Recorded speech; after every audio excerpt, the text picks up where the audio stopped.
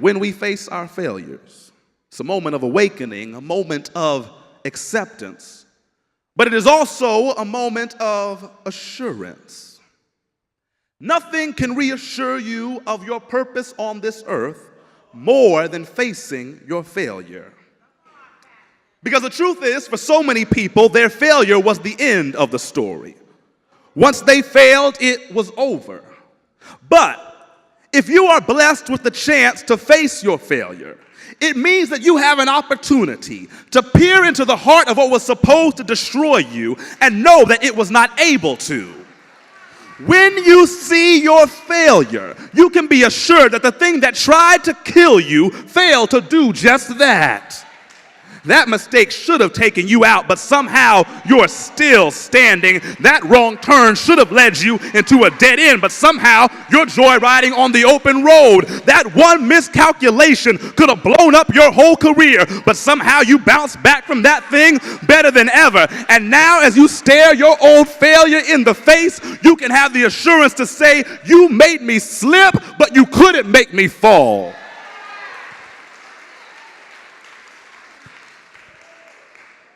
It's a peculiar sensation, standing face to face with failure. And this is where we find the 11 brothers of Joseph the Canaanite. For in Genesis chapter 45, they are forced to come face to face with the worst mistake of their lives.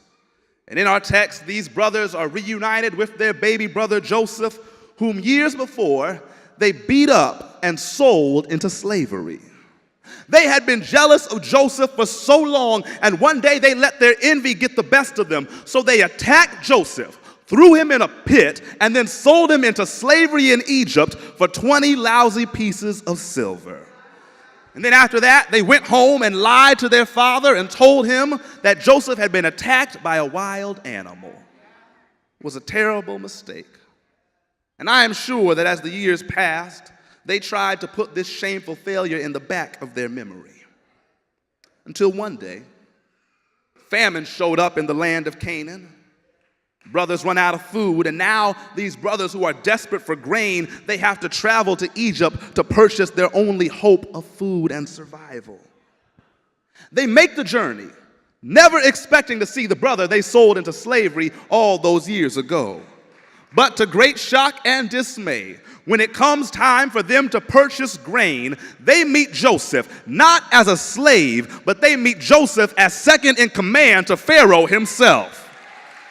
Joseph is running the show, calling all the shots in Egypt, and it makes sense because God has a way of elevating the people we like to humiliate. The brothers are shocked to see Joseph. Joseph's shocked to see them. But for some reason, Joseph doesn't ridicule them. He doesn't get revenge. No, instead, Joseph gives them the greatest gift of forgiveness and grace. He says, you shall live in the land of Goshen, and you shall be near me. You shall come out of your place of pain and enter into paradise. Pastor Kendra, everything within me wanted to preach about Joseph today. I wanted to talk about Joseph's survival skills, his amazing comeback, his radical level of forgiveness. There was so much in Joseph to deal with. But then the Holy Spirit started messing with me. And my attention turned from Joseph, the success story, to his brothers, the failures. And I realized that in this scene, we learn our greatest lesson not from the main character, but we learn from these 11 brothers who messed up in an extraordinary way. Genesis 45 has very little to do with forgiveness and a whole lot more to do with failure. Because on some level, there might be a brother who's struggling to forgive, but there's 11 brothers who are wrestling with the failure of their wrongdoing. And that's such a crucial word for all of us to hear as we read the Bible and attempt to position ourselves as one character or another. There was an older preacher back in Georgia who used to tell me, Elijah, everybody reads the Bible thinking they are Jesus. But I've got a whole lot of Judases in my congregation. And the truth is, we like to pick and choose which biblical characters we see our reflections in, but in doing that, we oftentimes miss the deeper message of this sacred story. Because on some level, I might be familiar with Joseph's struggle, but then you come to a point on your faith journey where you realize that I've actually got 2 or 3 of those brothers living inside of me as well. I might not be the Joseph who's struggling to forgive, but I might be the brother who's struggling with the failure of my wrongdoing. I might have some ghosts in my past, some skeletons in my closet. There might be a mistake from 3.5 years ago that's still casting a shadow over my life. But the good news today for all of us who are willing to admit that we messed up and admit that we dropped the ball and hurt some folks along the way, the good news is that even in the midst of your failure, God will give you Goshen instead.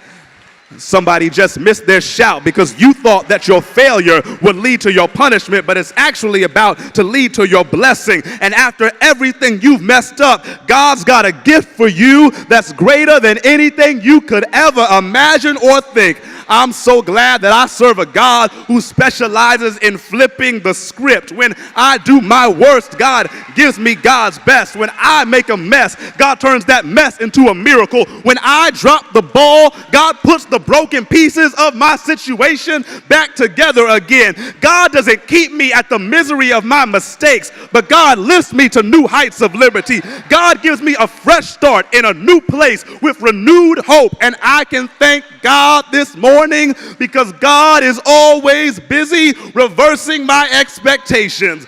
I knew that I had messed up. I thought that the worst was on the way, but God gave me Goshen instead.